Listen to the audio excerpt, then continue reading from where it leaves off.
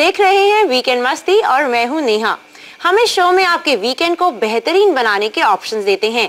आधे घंटे के इस मस्त सफर में खाना पीना है, एक बढ़िया छुट्टी है और आपकी शाम का मजेदार इंतजाम भी।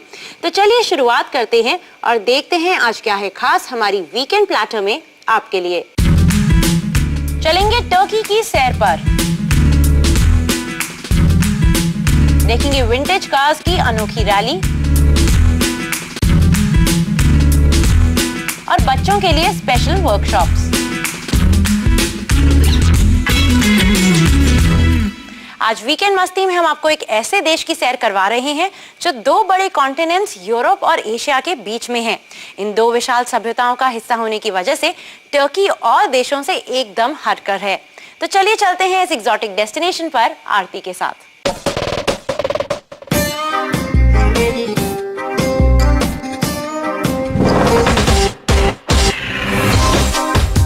इतिहास के पन्ने पलटने हो या एक मॉडर्न शहर में छुट्टी मनानी हो, टर्की में सभी के लिए कुछ ना कुछ है। यहाँ की 10,000 साल पुरानी सभ्यता इसके मॉडर्न आज के साथ कंधे से कंधा मिलाकर खड़ी है। वक्त है इस्तांबुल के इतिहास से रूबरू होने का और जरिया है तोपकापी महल, जो कि ओटोमन साम्राज्य का एक घर और उनका हरम हुआ करता है। पैलेस के इन हरे भरे ग्राउंड्स में घूमने के बाद नजर डालिए यहाँ की जेवरों और हथियारों की कलेक्शन पर। ये पैलेस टिपिकल बाइजेंटाइन आर्किटेक्चर का बढ़िया एग्जाम्पल है।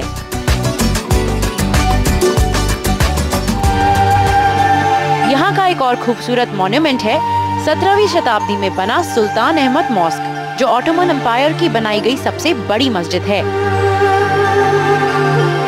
इसके नीले रंग के इंटीरियर्स और आकर्षक हैंड पेंटेड इज़्निक टाइल्स की वजह से इसे ब्लू मॉस्क भी कहा जाता है। इस 43 मीटर ऊंचे डोम में 260 बारीक काम वाली स्टेन ग्लास की खिड़कियां हैं और 20,000 इज़्निक टाइल्स।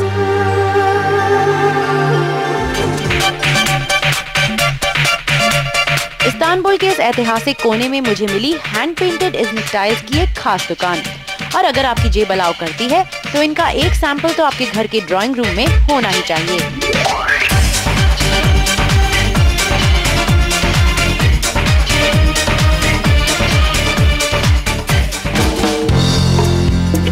इतना घूमने फिरने के बाद अब बारी पेट पूजा की, और इसके लिए टर्की के खास क्विजीन के खास मसाले आपको इसका दीवाना बना देंगे।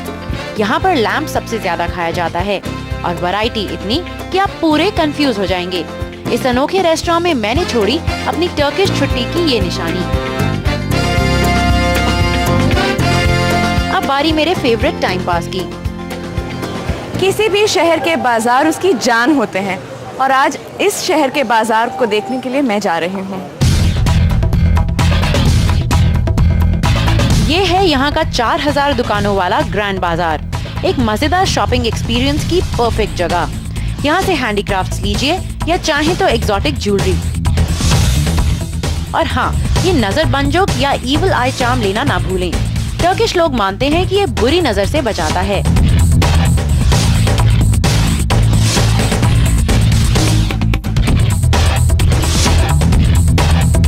आज इस्तांबुल के ग्रैंड बाजार ने मुझे किसी पुराने जमाने के मीना बाजार की याद दिला दी। दिन भर के सैर सपाटे के बाद थोड़ी थकावट तो है, पर उससे ज्यादा उत्सुकता है कल की, जब मैं इस शहर को उस नदी के नजरिए से देखूंगी जो इसे दो भागों में बांटती है। उत्तर में ब्लैक सी और दक्षिण में मेडिटेरेनियन सी के बीच बहती टर्की की बॉस्फोरस नदी काफी इंटरेस्टिंग है। इस वक्त शायद मैं अपने इस्तांबुल के सफर के सबसे रोमांचक मंच पर खड़ी हूँ।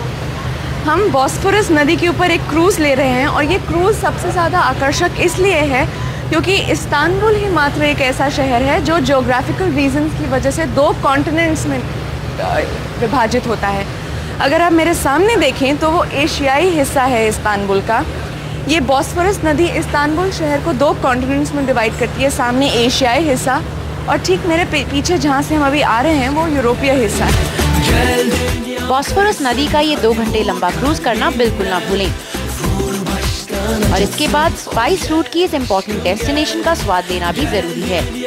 न केवल इस्तांबुल के इतिहास बल्कि विश्व इतिहास का एक महत्वपूर्ण हिस्सा है ये स्पाइस बाजार। यही वो जगह है जहाँ पर एशिया से लाए गए मसालों का आदान प्रदान हुआ करता था। और जाहिर है ये स्पाइस बाजार स्पाइस रूट पर भी एक अहम चिन्ह था।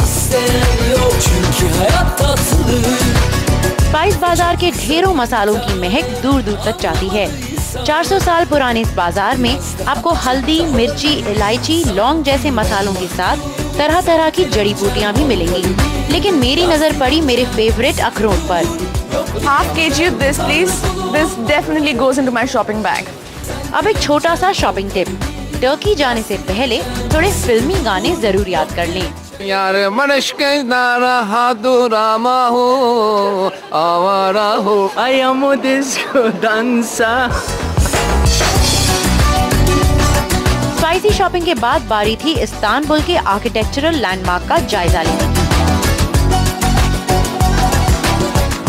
ये है इस्तांबुल का प्रसिद्ध आया सोफिया संग्रहालय, जो 6ठी शताब्दी ईसा के पश्चात एक चर्च हुआ करता था और उसके लगभग 1000 साल तक ये चर्च रहा। इसके बाद ये एक मस्जिद बन गया था और अब इस्तांबुल के बदलते चेहरे का प्रतीक आया सोफिया संग्रहालय। इस्तांबुल में एक शाम आपको तक्सिम स्क्वायर पर जरूर मनानी चाहिए। इस एक जगह पर आप पूरी दुनिया के लोगों से मिल सकते हैं। यहाँ हर समय चहल पहल रहती है और इस मस्ती भरे माहौल में आप भी आसानी से घुल जाएंगे। ढेर सारी खाने पीने की जगहें, मजेदार शॉपिंग आउटलेट्स और टर्की के फ्रेंडली फन लविंग लोग।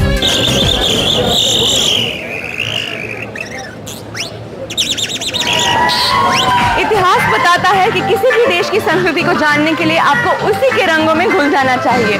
मुझे भी शायद यही करना चाहिए।